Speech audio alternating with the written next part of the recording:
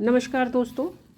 आज के वीडियो में हम सर्दियों में घर में ही फ्रेश और ऑर्गेनिक धनिया आसानी से कैसे उगाएं, वो भी बिना मिट्टी के। अगर आपके पास मिट्टी नहीं है और जगह कम है तो भी आप धनिया उगा सकते हैं छोटे स्केल पर। ज़रूरी नहीं है कि आप बड़े बड़े ग्रो बैग्स में भर भर के धनिया उगाएं।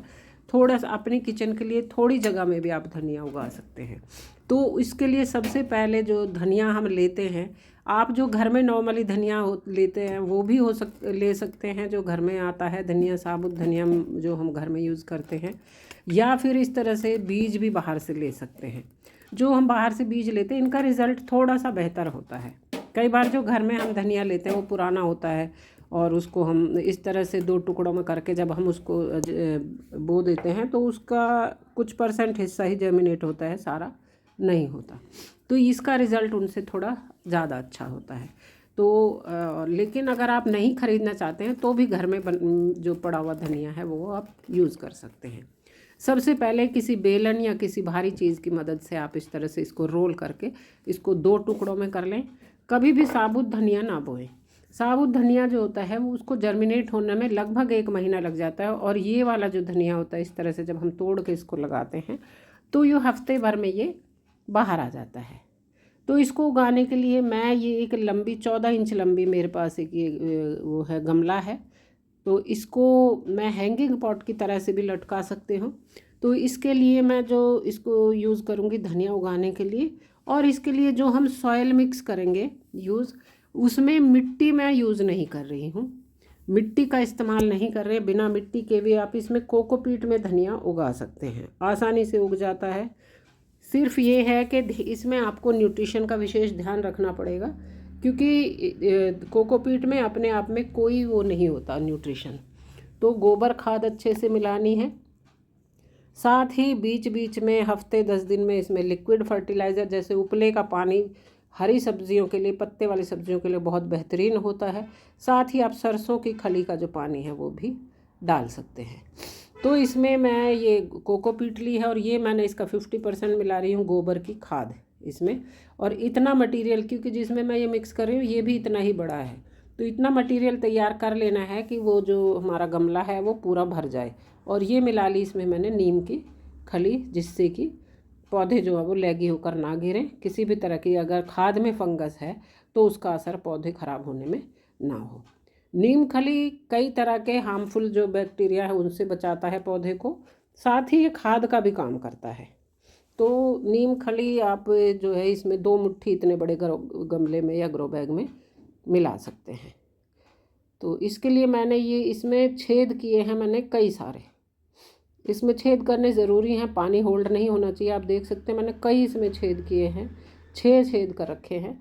और इसके बाद इसमें जो है हम कंकड़ से इसको बंद करके और इसमें कुछ नीचे जो पत्ते वगैरह हैं वो डाल देंगे। इससे क्या होता है कि वो जो नीचे से मिट्टी पोरस रहेगी, पानी तो निकल जाएगा लेकिन पानी जो मिट्टी चिपचिपी नहीं होती है, तो और पानी जो है उससे एक्स्ट्रा पानी जो होता है वो नीचे की तरफ से निकल जाएगा। तो जितने भी इसमें पत्ते वगैरह मेरे पास पड़े हुए हैं सूखे पत्ते, वो मैंने इसमें डाल दिए हैं। बहुत आसान है धनिया उगाना। अगर आप घर में धनिया उगाना चाहते हैं, मार्केट के धनिए से 100 गुना ज़्यादा आपको ये अच्छा लगेगा अगर आप एक बार उगा लेते हैं तो। इसको अच्छे से मिक्स कर दूँ, क्योंकि मार्केट से जो आप धनिया लेते हैं वो हो सकता है कि हम जो धनिया उगाते हैं उससे ज़्यादा बढ़िया हो, मोटा मोटा हो, देखने में ज़्यादा अच्छा हो, लेकिन वो निश्चित तौर पर उसमें दवाइयों का इस्तेमाल करते हैं, पेस्टिसाइड्स का यूज़ करते हैं, साथ ही वो केमिकल फर्टिलाइज़र यूरिया वगैरह डाल के उनको जल्दी बड़ा कर देते हैं। इसीलिए वो ज़्यादा बुशी, मोटा मोटा पूरे बंच होते हैं। और घर में जो हम धनिया उगाते हैं वो बेशक उससे कम होता है, उसकी लंबाई उतनी नहीं होती, उतना मोटा मोटा नहीं होता, लेकिन फिर भी वो फ्रेश होता है और हमारी हेल्थ के लिए ज़्यादा अच्छा होता है। तो इसमें मैंने ये धनिए के बीज ले लिए हैं। बहुत सारा धनिए का बीज कई बार हम डाल देते हैं तो उतना अच्छे से नहीं होता। ये जो नया बीज मैंने अभी लिया है ज़्यादातर जर्मिनेट हो जाएगा, तो इसमें सिर्फ इतना ही बीज मैं डाल रही हूँ। बहुत कम भी नहीं है, बहुत ज़्यादा भी नहीं, नॉर्मली थोड़ा सा ठीक ठाक बीज डाल देना है। आप इनको चाहें तो छेद कर करके या फिर लाइन बना के भी डाल सकते हैं, या ऐसे ही बिखेर के भी बो सकते हैं, कैसे भी आप इसको लगा सकते हैं। अगर जब धनिया की जर्मिनेट जब हो जाता है और पौधे बहुत सारे हो जाते हैं तो बीच बीच में से आप उनके पौधों को उखाड़ लें, जिससे कि बाकी जो बचा धनिया है उसकी ग्रोथ ज़्यादा अच्छे से हो जाए। अब इसके ऊपर एक पतली सी लेयर मैंने उसकी कोकोपीट की लगा दी है। ये चीज़ का ध्यान रखना है, जब ज़्यादा ठंड हो जाती है तो ये जर्मिनेट होने में टाइम लग जाता है, तो ख़ास तौर पे ये चीज़ का ध्यान रखना है इसको कि बीज हमारे गीले रहें। उसको ऊपर से इसके ऊपर जल्दी जल्दी पानी स्प्रे करता रहना है।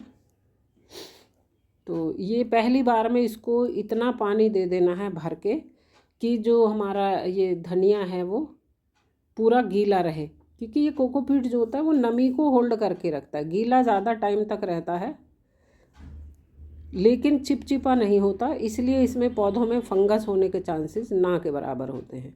तो हरी सब्जियां जहां आप मिट्टी आपके लिए अवेलेबल नहीं है, आप गमले की मूवमेंट भी करनी है, क्योंकि इसमें वज़न बहुत कम होता है, तो इसमें जो गमले होते हैं वो हल्के होते हैं। इवन आप रेलिंग पे भी इसको लटका सकते हैं, हैंगिंग प्लांट्स में भी धनिया लगा सकते हैं, हैंगिंग पॉट में। तो ये कोकोपीट जो है वो ज़्यादा अच्छा माध्यम है छोटे स्केल पे आप अगर इस तरह की चीज़ें उगाना चाहते हैं। तो अब इसमें ये आप देख सकते हैं नीचे की तरफ से पानी आना शुरू हो गया, यानी कि इसकी जो पूरी मिट्टी है, पूरा जो ये कोकोपीट है वो गीला हो चुका है मिक्सचर हमारा।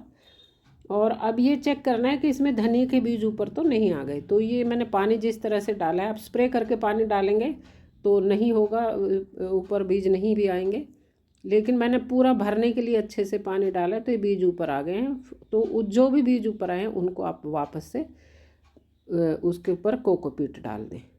तो इसको जर्मिनेट आप जल्दी करें हो, इसके लिए आप इसके ऊपर कोई पॉलीथीन गत्ता वगैरह भी यूज़ कर सकते हैं, नहीं तो मैंने इसके ऊपर ये ढक दिया है और 3-4 दिन में धनिया उग